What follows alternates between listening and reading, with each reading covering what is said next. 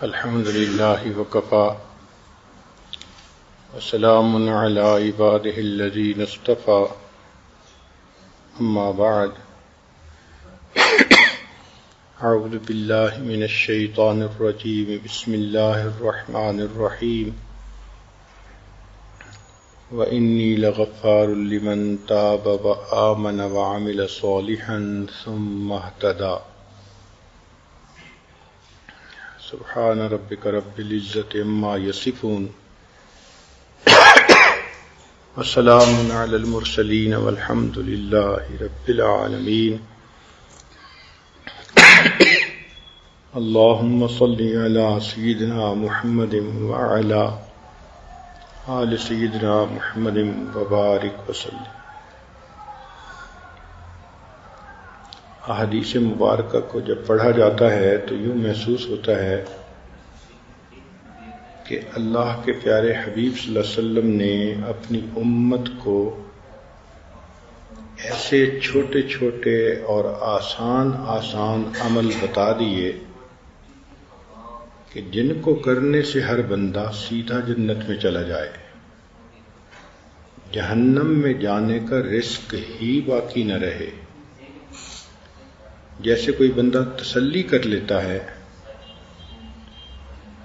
کہ بھئی اگر ان اعمال کو کریں گے تو پیچھے رزق ہی نہیں جہنم میں جانے کا، اللہ کے حبیب صلی اللہ علیہ وسلم نے ایسے ایسے عمل امت کو بتا دیے۔ ہمیں ایک مرتبہ عمرے پہ ایک ڈاکٹر صاحب کے ساتھ وقت گزارنے کا موقع ملا۔ وہ اپنے بچوں کے بارے میں اتنے محتاط تھے، انہوں نے ہر بچے کو کیش الگ دیا، بھائی ضرورت پڑ سکتی ہے۔ پھر ہر بچے کو ٹریولر چیک بھی بنوا کر دیے، اور ہر بچے کو انہوں نے سعودی کرنسی بھی دی کہ جی اگر بالفرض میرے بچے کو کہیں ضرورت پڑے تو اس کے پاس پیسے ہوں۔ یعنی سعودی کرنسی بھی دی، ڈالر بھی دیے، اور ٹریولر چیک بھی بنوا کر دیے۔ تو ان کی اس کیفیت کو دیکھ کر یہ بات سمجھ میں آئی کہ جس طرح ایک باپ کو اپنی اولاد سے محبت ہے اور وہ چاہتا ہے کہ میری اولاد کو کوئی تکلیف پیش ہی نہ آئے، کوئی بھی ضرورت ہو تو ان کے پاس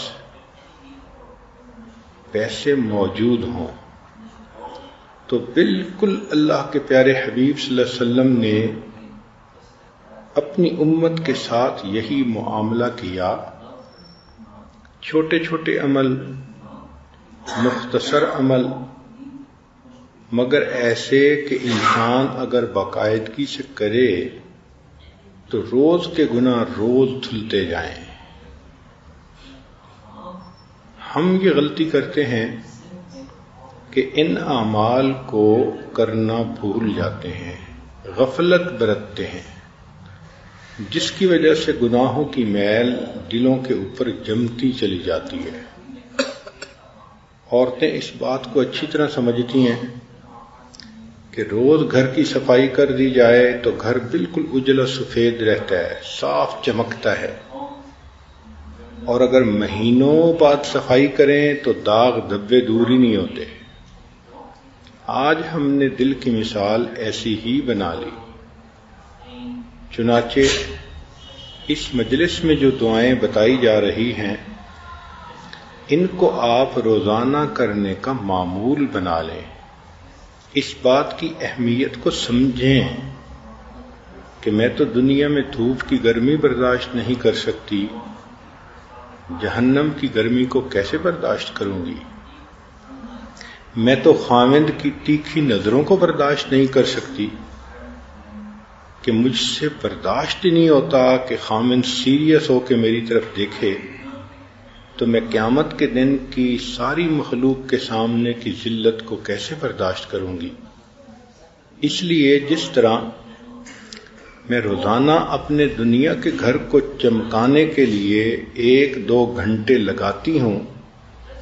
ڈسٹنگ ہو رہی ہے اور کہیں شیشے صاف ہو رہے ہیں، فرنیچر صاف ہو رہا ہے، اور میک شور کرتی ہے عورت کہ گھر بالکل چمکتا ہو. اسی طرح مجھے اپنے دل کو چمکانا یہ بھی ضروری ہے. اس کے لیے مجھے اگر صبح 10 منٹ لگانے پڑیں یا شام کو 10 منٹ لگانے پڑیں تو یہ کون سا بڑا مسئلہ ہے. اس کو اپنی ضرورت محسوس کریں. جب آپ اس کو اپنی ضرورت محسوس کرنے لگ جائیں گی تو یہ عمل آسان ہو جائیں گے. اس کو اس طرح زندگی کا حصہ بنا لیں کہ جیسے ناشتہ، دوپہر کا کھانا، رات کا کھانا زندگی کا حصہ بن چکا ہے. بچپن سے بچے کو یہ روٹین ملتی ہے اور بچے کو پتہ ہوتا ہے کہ سفر ہو یا حضر مجھے دن میں 3 وقت یہ کھانا کھانا ہے. اسی طرح ہماری زندگی کا یہ معمول بن جائے کہ ہم نے فجر سے وقت کے جو اذکار ہیں وہ بھی کرنے ہیں اور جو شام کے اذکار ہیں وہ بھی کرنے ہیں. اللہ تعالی ہماری طرف سے ہمارے مشائخ کو جزائے خیر عطا فرمائے کہ انہوں نے ہمیں ایسے عمل بتائے کہ جن اعمال کو کرنے سے انسان کے گناہ بھی معاف ہوتے ہیں اور وہ اللہ تعالیٰ کے ہاں مقبول بھی بنتا ہے. چنانچہ ایک عمل ہمارے مشائخ بتاتے ہیں کہ ہر وقت وقوف قلبی کے ساتھ رہیں. اب یہ عمل دیکھنے میں، کہنے میں کتنا مختصر ہے. وقوف قلبی سے کیا مراد؟ کہ دل کی توجہ اللہ کی طرف، دست بکار اور دل بیار، کہ انسان کے ہاتھ تو کام کاج میں مشغول مگر دل اللہ تعالیٰ کی یاد میں مشغول. اب اگر آپ مشق کر لیں اور آپ کی یہ کیفیت بن جائے کہ آپ سارا دن دنیا کے کام کاج بھی کریں، لوگوں سے بیٹھیں، گفتگو بھی کریں، مگر دل اللہ کی یاد میں لگا ہوا ہو، تو سبحان اللہ اس ایک عمل پر آپ کو کیا کیا اجر ملیں گے. ذرا توجہ سے سنیے. نبی علیہ الصلوۃ والسلام نے ارشاد فرمایا، عبداللہ ابن عمر رضی اللہ عنہ اس کے راوی ہیں کہ نبی علیہ السلام نے ارشاد فرمایا، ذاکر اللہ فی الغافلین مثل الشجرۃ الخضراء فی الشجر الیابس، کہ جو غافلین میں بیٹھ کے اللہ کا ذکر کرتا ہے وہ ایسا ہے جیسے کہ سوکھے درختوں کے اندر سرسبز درخت ہوتا ہے. چونکہ غفلت عام ہے تو آج کے زمانے میں اس فضیلت کو پانا بھی بہت آسان ہے. آپ گھر میں ذکر کریں گی تو غافلین میں بیٹھ کے ذاکر ہونے کی فضیلت، رشتہ داروں کے گھر جائیں گی، کسی مجلس میں جائیں گی تو عام طور پہ آپ دیکھیں گی کہ غفلت ہی غفلت ہے، جس وجہ سے یہ اجر پانا اور بھی آسان ہو گیا. اب ذرا غور کیجئے کہ جو بندہ غافلین میں بیٹھ کے ذکر کرتا ہے تو حدیث پاک میں ہے کہ وہ ایسے ہے جیسے کہ اندھیرے گھر کا چراغ ہوتا ہے. مثل مصباح فی بیت مظلم. ذرا سنیے حدیث مبارکہ کے الفاظ کہ غافلین میں بیٹھ کے اللہ کا ذکر کرنے والا ایسے جیسے اندھیرے گھر کے اندر ایک چراغ ہوتا ہے. پھر حدیث پاک میں فرمایا کہ جو غافلین میں بیٹھ کے ذکر کرتا ہے بلکہ ذاکر اللہ فی السوق، جو بازار سے گزرتے ہوئے اللہ کا ذکر کرتا ہے، لہو بکل شعرۃ نور یوم القیامہ، قیامت کے دن اس کو بدن کے ہر بال کے بقدر اللہ نور عطا فرمائیں گے. سبحان اللہ، کیا اجر ہے انسان کو جو مل رہا ہے کہ جو وجود اللہ کا ذکر کرتا ہے غافلین میں، اللہ تعالیٰ فرماتے ہیں قیامت کے دن بدن کے ہر بال کے بقدر نور عطا فرمائیں گے. پھر اگلی بات وہ اور بھی زیادہ حیران کرنے والی کہ ذاکر اللہ فی الغافلین، جو ذکر کرتا ہے غافلین میں بیٹھ کے، یغفر لہ بعدد کل فصیح و اعجم، اس کو اللہ تعالی ہر انسان اور ہر حیوان کی تعداد کے برابر اجر عطا فرماتے ہیں. فصیح سے مراد بولنے والا انسان اور دوسرے سے مراد حیوان. اب ذرا ان کی تعداد کا اندازہ لگائیں کہ دنیا میں اس وقت کتنے انسان ہوں گے، بلینز میں ہوں گے، اور حیوان اللہ اکبر. کیوں اس کو اس کے برابر اجر ملتا ہے؟ اس لیے کہ جو بندہ ذکر کرتا ہے اس کی وجہ سے قیامت ٹل جاتی ہے، اور چونکہ قیامت ٹل گئی تو انسان بھی محفوظ رہے، جانور بھی محفوظ رہے. اب سنیے اللہ رب العزت کی مہربانیاں کہ غافلین میں بیٹھ کے ذکر کرنے والے کو اللہ تعالی تمام دنیا کے انسانوں اور حیوانوں کے برابر اجر عطا فرماتے ہیں. اور پھر اس سے بھی بڑھ کر ایک عجیب بات کہی کہ ذاکر اللہ فی الغافلین، جو ذکر کرتا ہے غافلین میں بیٹھ کے، یریہ اللہ مقعدہ فی الجنہ وہو حی، کہ اللہ تعالی اس کو موت سے پہلے جنت میں اس کا گھر دکھا دیتے ہیں. اللہ اکبر کبیرہ، یہ کتنا بڑا اجر ہے کہ موت سے پہلے زندگی میں انسان اپنی جنت کا ٹھکانہ خود دیکھ لیتا ہے. اب بتائیے کہ یہ جو وقوف قلبی ہمیں مشائخ نے بتایا، اس ایک عمل پر یہ سارے اجر انسان کو نصیب ہو جاتے ہیں. اس اجر کو پڑھ کے تو جی چاہتا ہے کہ انسان زندگی میں ایک لمحہ بھی غافل نہ رہے. یوں اللہ رب العزت کی رحمتوں کو سمیٹے. چنانچہ جو بندہ اللہ رب العزت کے ذکر کے لیے اکٹھا ہوتا ہے تو وہ مجلس بھی اللہ کو پسندیدہ. ذرا غور کیجئے کہ ابو ہریرہ رضی اللہ تعالیٰ عنہ روایت کرتے ہیں، ان للہ ملائکۃ یطوفون فی الطرق یلتمسون اہل الذکر. اللہ تعالیٰ کے کچھ فرشتے ہیں، ان کی ڈیوٹی ہی یہی، کام ہی یہی کہ وہ ادھر ادھر پھرتے رہتے ہیں اور جہاں اللہ کا ذکر کرنے والے ملتے ہیں ان کو تلاش کرتے ہیں. فَإِذَا وَجَدُوا، جب وہ ان کو پا لیتے ہیں، قوم ایسے لوگوں کو، یذکرون اللہ، جو اللہ کا ذکر کرنے کے لیے اکٹھے ہوتے ہیں. جیسے آج یہ محفل کہ آپ اللہ کی بات سننے کے لیے اپنے گھروں سے چل کے آئیں. اب ایسے مجمع کو جب وہ ڈھونڈ لیتے ہیں، تنادوا حلموا الی حاجتکم، وہ پھر اعلان کرتے ہیں کہ آؤ، تمہیں جو چیز چاہیے تھی وہ یہاں موجود ہے.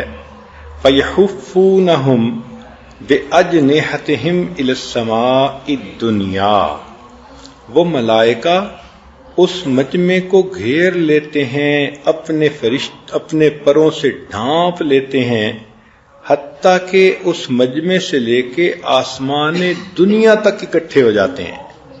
اتنی بھیڑ لگ جاتی ہے فرشتوں کی جو اس مجلس کے لوگوں سے محبت کے اظہار کے لیے اکٹھے ہوتے ہیں.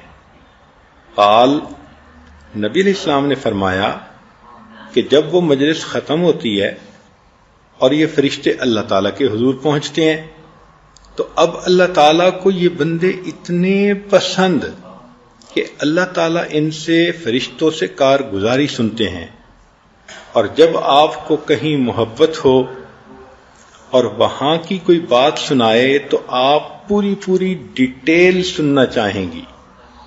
مثال کے طور پہ جس بچی کا نکاح ہوا، رخصتی نہیں ہوئی، اگر اس کی والدہ جائے اس کے سسرال کے گھر تو واپسی پہ وہ اپنی ماں سے صرف ایک بات نہیں سنتی، میں گئی تھی، انہوں نے کھانا کھلایا، میں واپس آ گئی. نہیں، کہے گی امی ذرا بتاؤ ساس نے کیا کیا، میرا سسر کیسا ہے، ہونے والا خاوند کیسا ہے، انہوں نے یہ کیا کیا. اب چونکہ محبت کا تعلق ہے تو اس کو کارگزاری کی تفصیل چاہیے، ایک ایک چیز کھول کھول کے پوچھے گی. اللہ رب العزت کو چونکہ ذکر کرنے والے بندوں سے محبت ہے تو اللہ تعالی اس مجلس کی کارگزاری کو کھول کھول کے سنتے ہیں، ایک ایک بات. اب ذرا آگے حدیث پاک کے الفاظ سن لیجئے تو آپ کو پتہ چل جائے گا. حالانکہ رب کریم کی عادت مبارکہ تو یہی ہے. قرآن مجید پڑھ کے دیکھ لیجئے، جتنے کم سے کم لفظوں میں بات ہو سکتی ہے قرآن مجید میں اتنی ہی کی گئی ہے، ایک لفظ فالتو نہیں استعمال کیا گیا. مگر جہاں محبت کا معاملہ آ گیا وہاں رب کریم ایک ایک چیز پوچھتے ہیں. اب ذرا سنیے کہ یہ کارگزاری سنانے والے فرشتے جب جاتے ہیں فَيَسْأَلُهُمْ رَبُّهُمْ، پروردگار عالم ان فرشتوں سے پوچھتے ہیں وَهُوَ أَعْلَمُ بِهِمْ، حالانکہ وہ اللہ سب جانتے ہیں، وہ علیم ہے، مگر سننا چاہتے ہیں، مزہ آتا ہے، یہ وہ سمجھیں. ما یقول عبادی، میرے بندوں نے کیا کہا. قال یقولون، فرشتے کہتے ہیں اللہ یسبحونک ویکبرونک ویحمدونک ویمجدونک، وہ آپ کی تسبیح کر رہے تھے، تکبیر پڑھ رہے تھے، الحمد پڑھ رہے تھے اور آپ کی بزرگی بیان کرتے تھے. فیقول هل رعونی، اللہ پوچھتے ہیں اچھا وہ جو میری اتنی شان بیان کر رہے تھے انہوں نے مجھے دیکھا. اب دیکھیں تفصیل ہے نا، ورنہ تو بات ختم ہو جاتی، اچھا بھائی یہ کر رہے تھے اتنا اجر دے دو، بات ختم. مگر نہیں، محبت بات کو لمبا کرنا چاہتی ہے. یہاں پر ایک واقعہ سن لیجئے. امام غزالی رحمۃ اللہ علیہ فرماتے ہیں کہ میں نے خواب میں حضرت موسیٰ علیہ السلام کی زیارت کی تو میں نے پوچھا کہ حضرت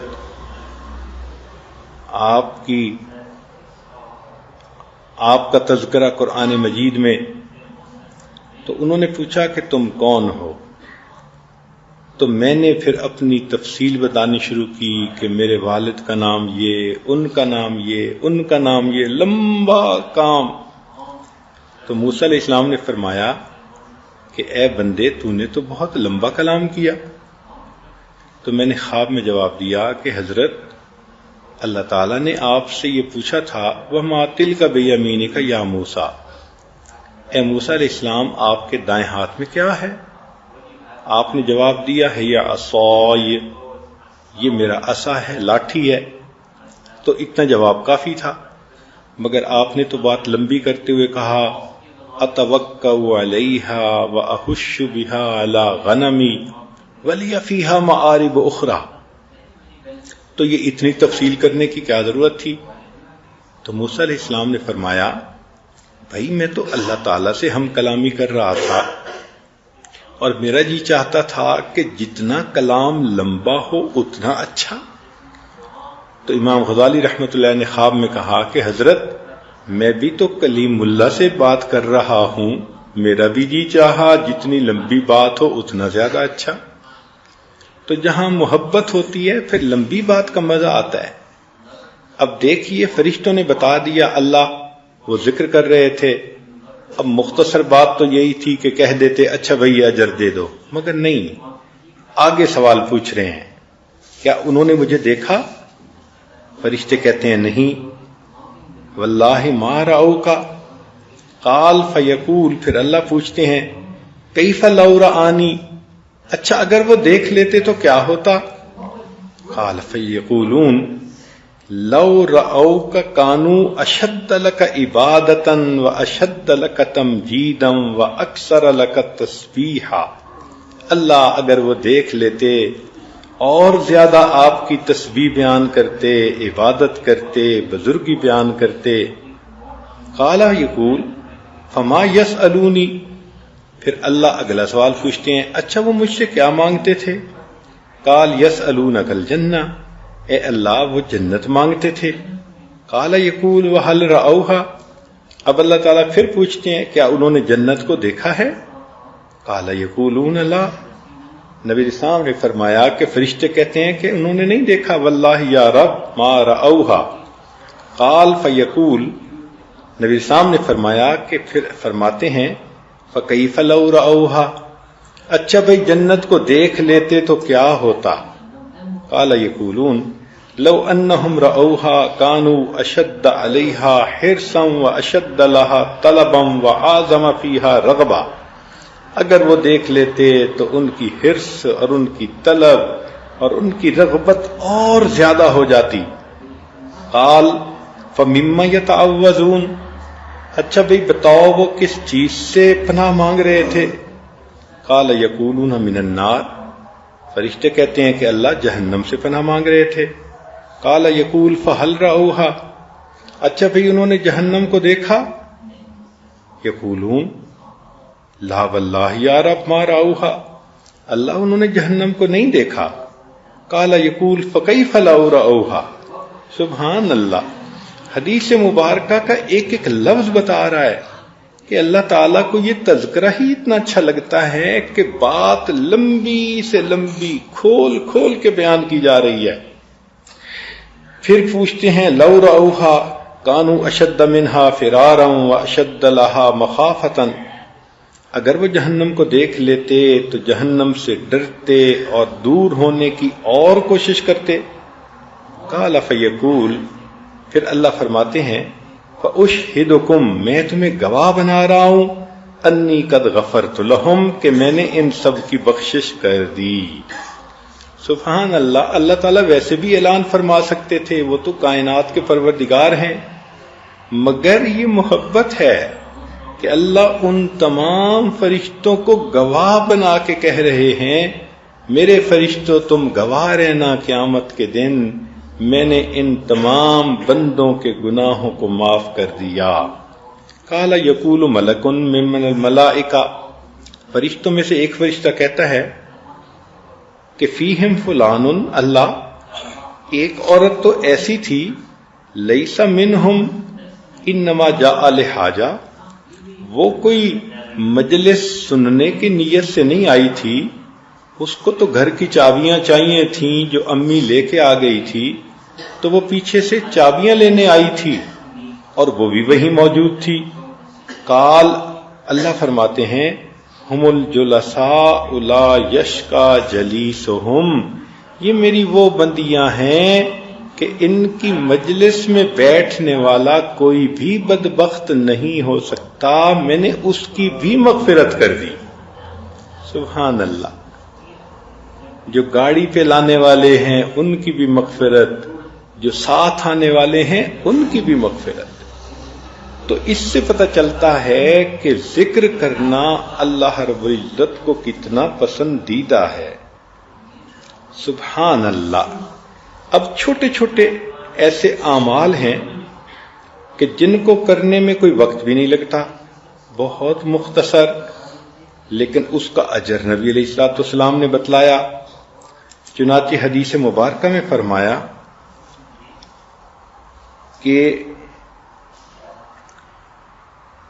خصلتان لا یحصیہما عبدا الا دخل الجنہ وہما یسیر ومن یعمل بہما قلیل۔ سبحان اللہ۔ عبداللہ ابن عمر روایت کرتے ہیں کہ نبی علیہ السلام نے فرمایا دو عمل ایسے ہیں کہ جن کو کرنے والا جنت میں جائے گا، وہ کرنے آسان ہیں مگر کرنے والے تھوڑے ہیں۔ اللہ اکبر، کیا حاذق طبیب تھے اللہ کے پیارے حبیب صلی اللہ علیہ وسلم۔ آپ جانتے تھے کہ انسان کی فطرت ہے وہ کرنے میں سستی کرتا ہے، تو دیکھو کہ اس عمل کی وجہ سے جنت میں داخلہ ملتا ہے، اور پھر کرنے والے تھوڑے۔ وہ کیا ہے؟ ان میں سے ایک عمل یسبح اللہ احدکم دبر کل صلاۃ 10، کہ تم میں سے ہر بندہ نماز پڑھنے کے بعد 10 مرتبہ سبحان اللہ پڑھے، 10 مرتبہ الحمدللہ پڑھے، 10 مرتبہ اللہ اکبر پڑھے۔ تو اگر اس نے 30 مرتبہ یہ پڑھا تو 5 نمازوں میں 150 ہو گئے، اور فرمایا کہ ہر نیکی کے بدلے 10 نیکیاں، تو گویا 1500 نیکیاں مل گئیں۔ اب اللہ کی شان کہ پڑھا تو 30 مرتبہ ہر نماز کے بعد، لیکن نام اعمال میں 1500 نیکیاں لکھی گئیں۔ پھر نبی علیہ الصلوۃ والسلام نے فرمایا کہ اس کو اگر انسان اس طرح سے کرے گا تو اللہ رب العزت اس کو جنت میں داخل فرمائیں گے۔ قیل یا رسول اللہ، پوچھا گیا اے اللہ کے حبیب صلی اللہ علیہ وسلم، کیف لا یحصیھا، یہ عمل ہے تو چھوٹا سا، اس کو لوگ کیوں نہیں کریں گے؟ قال صلی اللہ علیہ وسلم، نبی علیہ السلام نے فرمایا کہ یاتی احدکم الشیطان وهو فی صلاتہ فیقول له اذکر کذا واذکر کذا ویاتیہ عند منامہ فینومہ، چنانچہ جب وہ نماز پڑھے گا تو شیطان آ کے کان میں پھونکے گا فلاں کام کرنا ہے، تو وہ اس کو پڑھے بغیر اٹھ جائے گا مصلی سے، اور جب نیند کا وقت آئے گا تو سونے سے پہلے اس کو پڑھنے کی بجائے اس کو نیند غالب کر دے گا۔ اس وجہ سے عمل تو یہ چھوٹا سا ہے اور جنت ملتی ہے، مگر کرنے والے تھوڑے ہیں۔ اب دیکھیں نبی علیہ السلام کی بات 100% صحیح۔ ہم نمازیں تو پڑھتے ہیں مگر نماز کے بعد اذکار کوئی نہیں ہوتے الا ماشاء اللہ۔ خوش نصیب عورتیں ہوں گی جو تسبیحات فاطمہ ہی پڑھ لیتی ہوں، اور کئی تو آیت الکرسی بھی نہیں پڑھتی، حالانکہ اتنی اہمیت ہے اس کی۔ اور یہ باقی اذکار یہ تو ذہن میں خیال ہی نہیں جاتا۔ تو ذرا نماز کا سلام پھیرا اور شیطان نے خیال ڈالا میرا فلاں کام رہ گیا، فلاں، بھائی جہاں 10 منٹ نماز میں لگے تو 5 منٹ اور سے ہی۔ تو تسلی کے ساتھ نماز کے بعد کے ان اذکار کو کرنا چاہیے تاکہ اللہ تعالیٰ اس کے بدلے ہمیں جنت عطا فرما دے۔ چنانچہ ایک اور حدیث مبارکہ ہے، ابو ہریرہ رضی اللہ عنہ روایت کرتے ہیں کہ نبی اسلام نے فرمایا اللہ تعالیٰ نے 4 کلمے چن لیے ہیں، سبحان اللہ، الحمدللہ، لا الہ الا اللہ اور اللہ اکبر۔ یعنی یہ 4 کلمے اللہ کو بہت پسند ہیں۔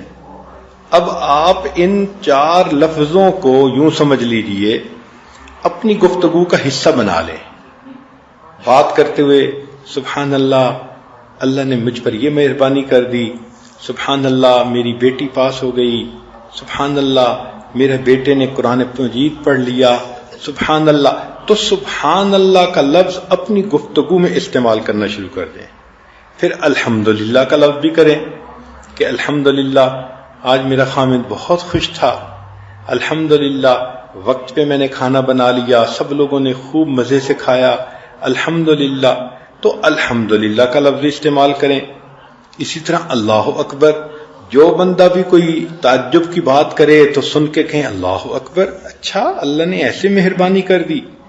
تو ان تمام الفاظ کو اپنی گفتگو کا حصہ بنا لیں، اس لیے کہ اللہ کو یہ تمام الفاظ بہت پسندیدہ ہیں۔ اللہ تعالیٰ اس کے پڑھنے والے کو یا استعمال کرنے والے کو بہت پسند فرماتے ہیں۔ چنانچہ نبی علیہ الصلوۃ والسلام نے ارشاد فرمایا کہ جو بندہ کلمہ پڑھتا ہے، ذرا توجہ سے سنیے گا بات، کہ جو بندہ اخلاص کے ساتھ کلمہ پڑھتا ہے، اذا قال العبد المسلم لا الہ الا اللہ خرقت السماوات حتی تقف بین یدی اللہ، آسمان کے دروازے کھل جاتے ہیں، پھٹ جاتا ہے آسمان، اور یہ کلمہ سیدھا اللہ تعالی کے حضور پہنچتا ہے۔ فیقول اسکنی، اللہ اس کلمے کو کہتے ہیں ٹھہر جا۔ فتقول، کلمہ کہتا ہے کیف اسکن ولم یغفر لقائلی، اللہ میں کیسے ٹھہروں کہ جس بندے نے مجھے پڑھا ابھی تک اس بندے کی مغفرت ہی نہیں ہوئی۔ فیقول، اللہ فرماتے ہیں ما اجریتک علی لسانہ الا وقد غفر لہ، میں نے تمہیں اس بندے کی زبان پہ جاری ہی اسی لیے کیا تھا کہ میں نے اس بندے کی مغفرت کرنی تھی۔ اللہ اکبر کبیرہ، لا الہ الا اللہ کے پڑھنے پر بندے کی مغفرت۔ اب ہمارے مشائخ اسباق دیتے ہوئے بتاتے ہیں کہ تحلیل کا سبق دن میں کم از کم 3000 مرتبہ کریں۔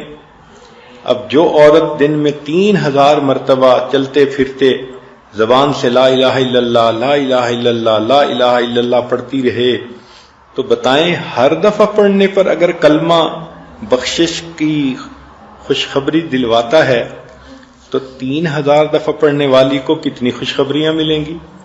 سبحان اللہ۔ اور کرنے والے تو ماشاءاللہ بہت کرتے ہیں۔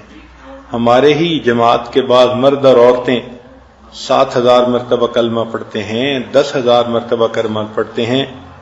ایک اللہ کی بندی تو ایسی ہے، فون کرتی ہے کہ حضرت میرے بیٹے بیٹیوں کی شادی ہو گئی، خامد بزنس پہ چلا جاتا ہے، میں گھر میں فارغ ہوتی ہوں، مجھے آپ اور عمل بتائیں۔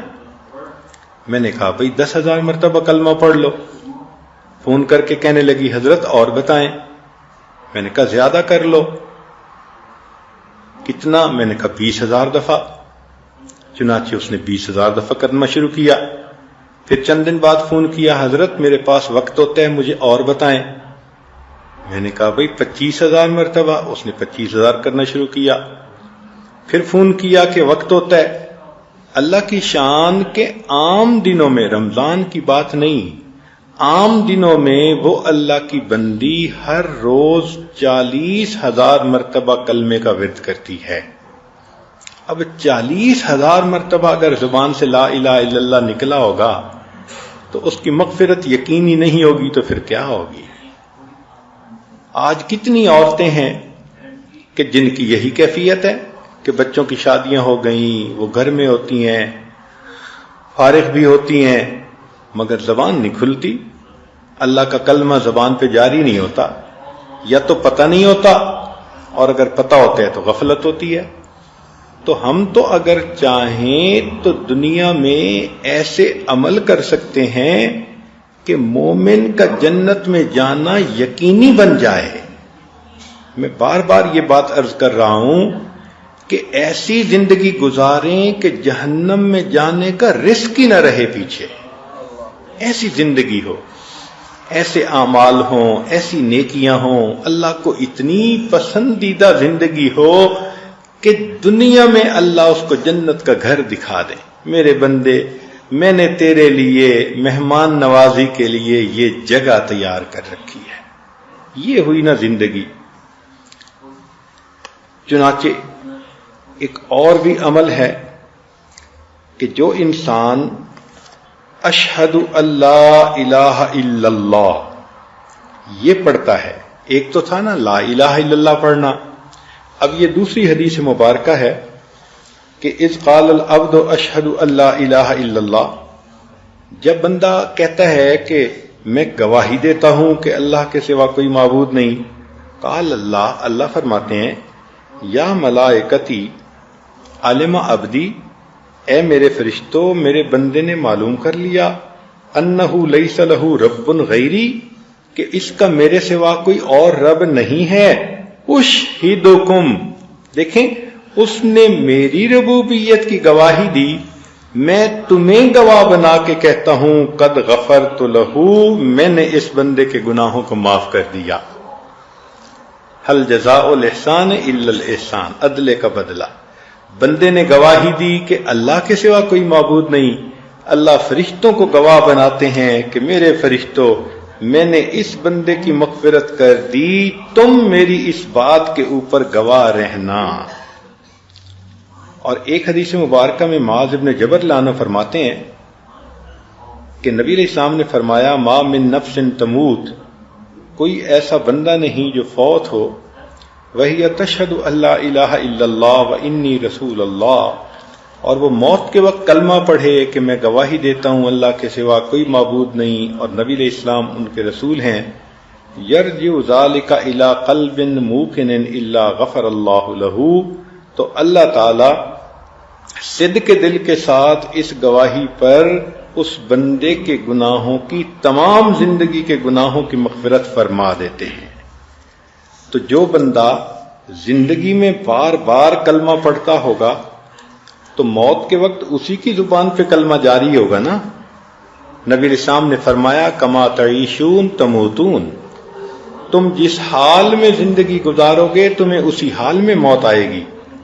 تو جو خاتون روزانہ 3000 5000 7000 دفعہ کلمہ پڑھ رہی ہے، یہ کیسے ممکن ہے کہ موت کے وقت اس کو پھر کلمہ یاد نہ آئے؟ کلمہ تو خود بخود اس کی زبان سے نکلے گا. سبحان اللہ. اب ایک حدیث پاک میں نبی علیہ الصلوۃ والسلام نے تیسرے کلمے کی تفصیل بتائی. ابو الدرداء رضی اللہ عنہ راوی ہیں کہ نبی علیہ السلام نے فرمایا قل سبحان اللہ والحمد للہ ولا الہ الا اللہ واللہ اکبر ولا حول ولا قوۃ الا باللہ، کہ تم یہ تیسرا کلمہ پڑھو. فإنہن الباقیات الصالحات، یہ باقی رہنے والی یہ نیکیاں ہیں. وَهُنَّ يَحْطُطْنَ الْخَطَايَا، اور یہ ایسی نیکیاں ہیں کہ ان کے بدلے گناہ اس طرح مٹائے جاتے ہیں کما تحط الشجرۃ ورقها، جس طرح کے خزاں کے موسم میں درخت کے پتے جھڑ جاتے ہیں. اب بتائیے تیسرا کلمہ پڑھنے سے ایسے گناہ جھڑتے ہیں جیسے کہ پت جھڑ کے موسم میں درختوں کے پتے جھڑ جاتے ہیں. وَهُنَّ مِن كُنُوزِ الْجَنَّةِ، اور یہ جنت کے خزانوں میں سے ہے. سبحان اللہ. تو تیسرا کلمہ پڑھنا کون سا اتنا مشکل ہے؟ جو بندہ چاہے وہ بڑے آرام سے پڑھ سکتا ہے. اور ایک اور حدیث مبارکہ میں رافع رضی اللہ عنہ فرماتے ہیں کہ نبی علیہ الصلوۃ والسلام نے فرمایا کہ ایک خاتون آئی، سلمہ اس کا نام تھا. انہا قالت، وہ کہنے لگی یا رسول اللہ، اے اللہ کے حبیب صلی اللہ علیہ وسلم، اخبرنی بکلمات ولا تکثر علیہ، مجھے کچھ پڑھنے کو بتائیں مگر زیادہ نہ بتائیں، میں زیادہ نہیں پڑھ سکتی. قال قولی، نبی السلام نے فرمایا تم کہو اللہ اکبر 10 مرات، 10 مرتبہ اللہ اکبر کہو. یقول اللہ، اللہ فرماتے ہیں ھذا لی، یہ میرے لیے ہے. وقولی سبحان اللہ 10 مرات، 10 مرتبہ سبحان اللہ کہو. یقول اللہ ھذا لی، اللہ فرماتے ہیں یہ میرے لیے ہے. وقولی اللہم اغفر لی، اور پھر تیسری مرتبہ کہنا اللہ میری مغفرت فرما دے. یقول قد فعلت، اللہ فرماتے ہیں میں نے تمہارے گناہوں کی مغفرت کر دی. اب یہ کتنا آسان عمل ہے. 10 مرتبہ سبحان اللہ کہنا، 10 مرتبہ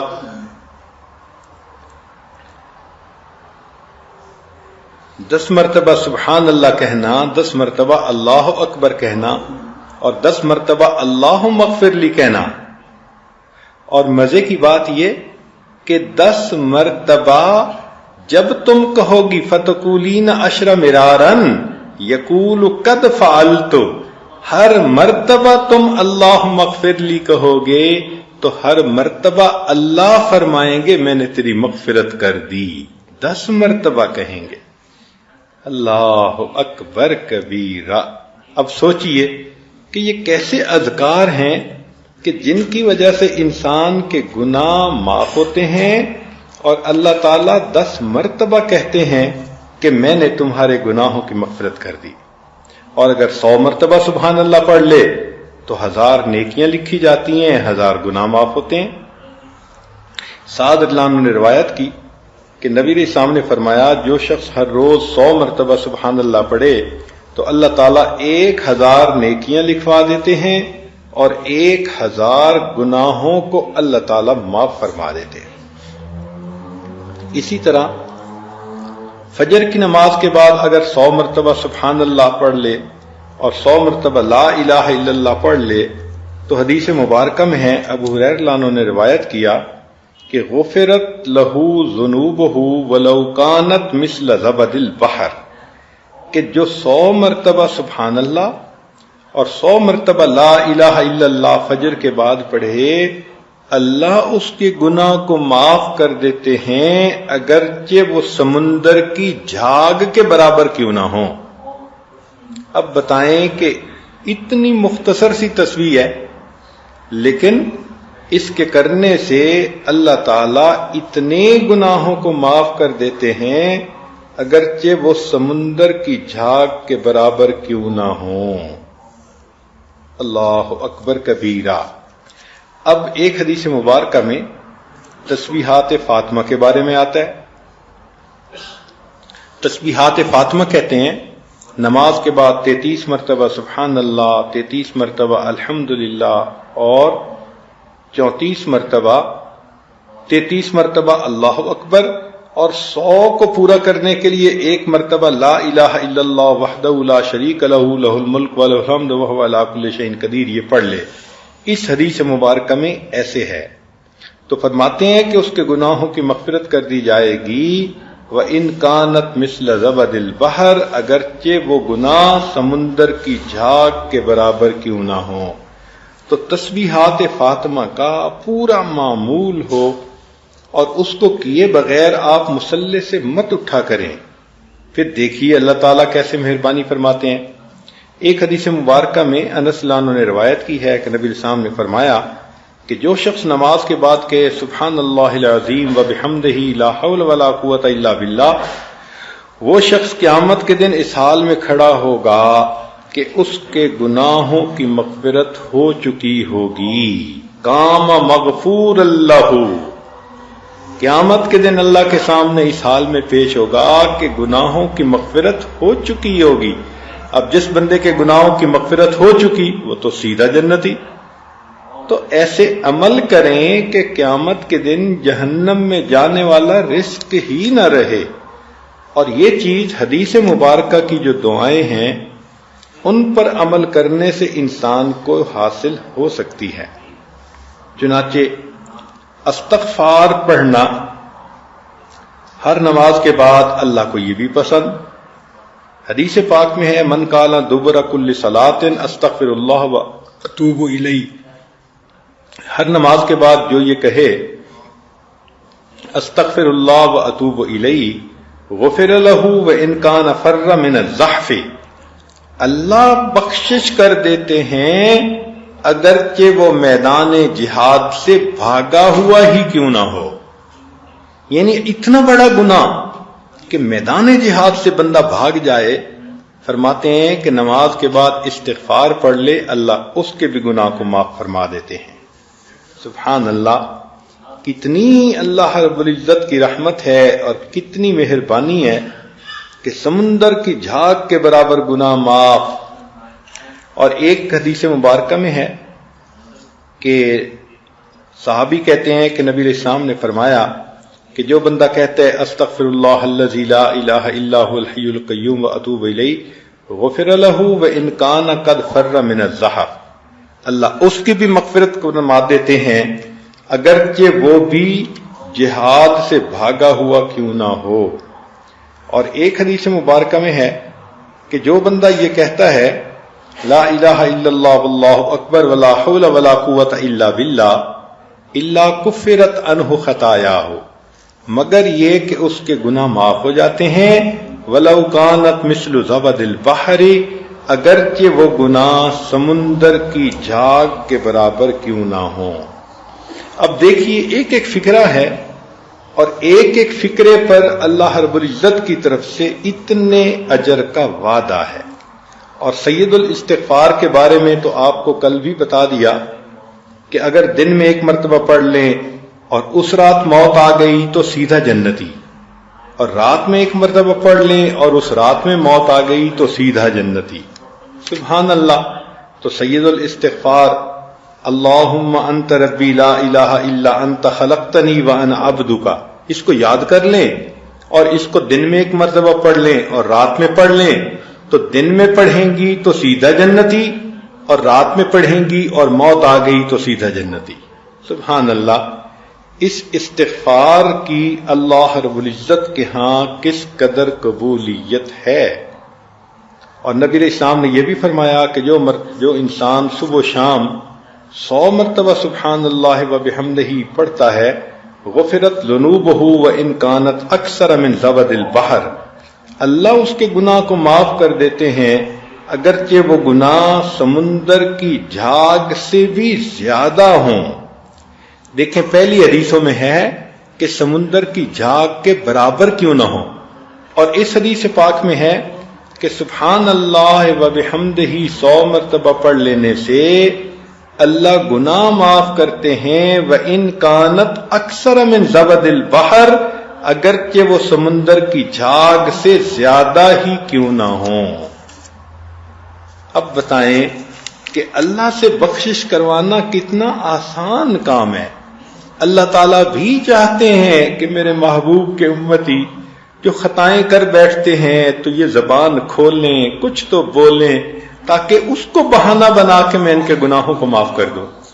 یہ کتنی ہماری بد نصیبی ہے، ہم ایسے ایسے اعمال سے غافل ہیں، دن پہ دن گزر رہے ہیں، کئی تو نماز ہی نہیں پڑھتی، اور جو پڑھتی ہیں تو بس نماز کا سلام پھیرا اور مصلی سے اٹھی، مجھے کھانا بنانا ہے، مجھے یہ کام کرنا ہے۔ بھئی یہ کام تو کرنے ہی ہوتے ہیں، 5-10 منٹ اور لگا کر یہ تسبیحات بھی اگر پڑھ لیں، اور اگر فرض کرو مصلی پہ بیٹھ کے نہیں پڑھنے کے لیے وقت ہے تو کھانا بناتے ہوئے پڑھ لیں، پتہ تو ہونا چاہیے نا، اس کو معمول تو انسان بنائے، پھر اگر چلتے پھرتے بھی پڑھ لیں گی تو اجر تو آپ کو مل جائے گا۔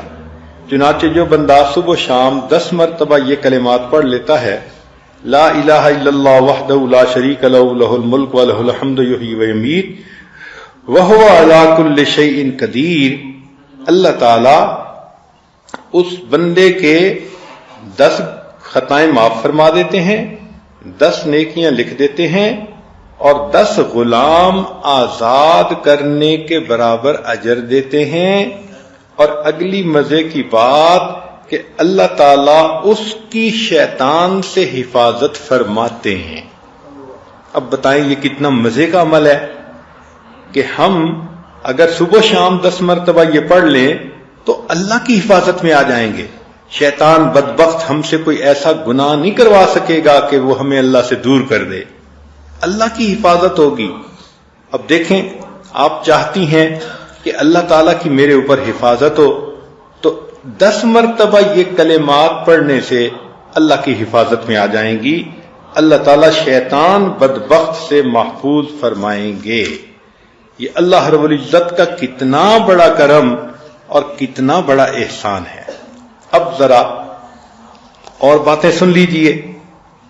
سبحان اللہ سبحان اللہ۔ نبی علیہ السلام نے ارشاد فرمایا کہ جو بندہ صبح اور شام یہ کلمہ پڑھ لے، یہ فکرہ پڑھ لے، ربی اللہ لا اشرک بہ شیئا واشہد ان لا الہ الا اللہ، تو اللہ تعالیٰ اس کے پچھلے سب گناہوں کی مغفرت فرما دیتے ہیں۔ اب صبح شام یہ فکرہ پڑھنا کتنا مشکل ہے بھائی، ربی اللہ لا اشرک بہ شیئا واشہد ان لا الہ الا اللہ، اتنا سا فکرہ پڑھنے پر اللہ تعالیٰ گناہوں کو معاف فرما دیتے ہیں۔ اور دوسری حدیث میں ہے کہ جو شخص صبح شام یہ پڑھ لے، اللہم انی اصبحت اشہدک و اشہد حملۃ عرشک و ملائکتک وجمیع خلقک انک انت اللہ لا الہ الا انت وان محمدا عبدک ورسولک۔